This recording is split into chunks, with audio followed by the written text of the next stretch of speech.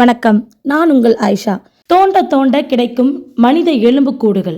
இதுவரைக்கும் பார்த்தீங்கன்னா 7 மண்டை ஓடுகள் கண்டெடுப்பு. கொன்று புதைக்கப்பட்டது தமிழர்களா அப்படிங்கிறத பற்றி தான் இந்த வீடியோவில் நம்ம பார்க்க போகிறோம். என்ன தகவல் அப்படிங்கிறத இந்த வீடியோவில் பார்க்கலாம். இலங்கையில் மிகப்பெரிய அதிர்ச்சியை ஏற்படுத்தக்கூடிய வகையில் பார்த்தீங்கன்னா இங்கே பல எலும்புக்கூடுகளும் மண்டை ஓடுகளும் கிடைத்து வருகின்றன. இது வரைக்கும் பார்த்தீங்கன்னா 7 மண்டை ஓடுகள் கிடைத்திருக்கு. இது யாழ்ப்பாணத்தில் செம்மணி சிந்துபாத் அப்படிங்கிற மயானத்தில் இருக்குது அப்படின்னு சொல்கிறாங்க.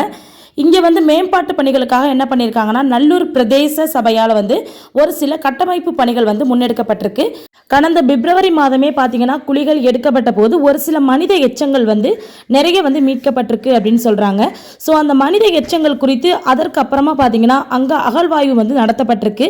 அப்போது ஏற்பட்ட சீரற்ற வானிலையின் காரணமாக பார்த்தீங்கன்னா நிறுத்தப்பட்டிருந்த பணிகள் தற்போது மீண்டும் நடைபெற்று வருகிறது. இந்த அகழ்வாய்வு பணியின் போது பார்த்தீங்கன்னா இதுவரைக்கும் 7 மண்டை ஓடுகள் கிடைச்சிருக்கதா சொல்கிறாங்க. மேலும் பார்த்தீங்கன்னா பல மனித எலும்புக்கூடுகளும் கிடைத்து கொண்டே தான் இருக்கிறதா சொல்கிறாங்க. ஸோ இந்த விஷயம் பார்த்தீங்கன்னா ரொம்ப அதிர்ச்சியில் நம்மளை ஏற்படுத்தியிருக்கு.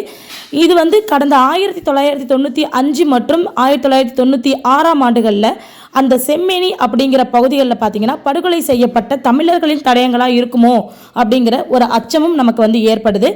அங்கே பார்த்தீங்கன்னா தமிழர்களை படுகொலை செய்து புதைத்திருப்பார்கள் அப்படிங்கிற வகையில் ஒரு ஐயம் எல்லாருக்கும் ஏற்பட்டிருக்கு. அந்த ஐயத்தின் அடிப்படையில் பார்த்தீங்கன்னா தற்போது யாழ்ப்பாணம் போலீஸ் நிலையத்தில் புகாரும் கொடுக்கப்பட்டிருக்கு. அந்த புகாரின் அடிப்படையில் பார்த்தீங்கன்னா தற்போது நீதிமன்ற நீதிபதிகளின் முன்னிலையிலே தற்போது பணிகள் நடைபெற்று வந்துட்டு இருக்கு.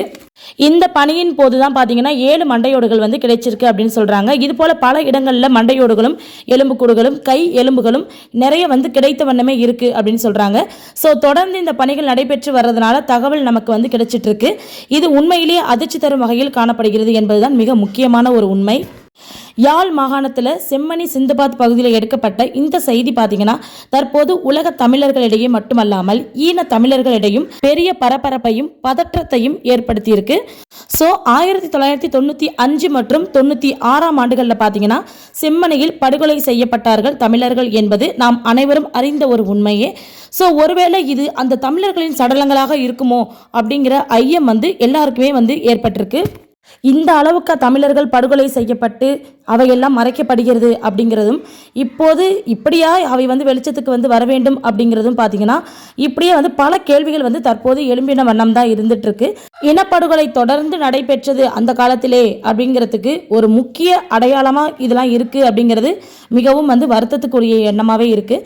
ஸோ தமிழர்கள் நீதி கோருவதற்கு இவற்றையும் சேர்த்துதான் நீதி கோர வேண்டும் என்ற சூழலுக்கு தள்ளப்பட்டிருக்கிறார்கள் என்பதுதான் தற்போது நமக்கு அங்கிருந்து கிடைத்திருக்கக்கூடிய தகவல் அப்படிங்கிறது சொல்லியிருக்காங்க.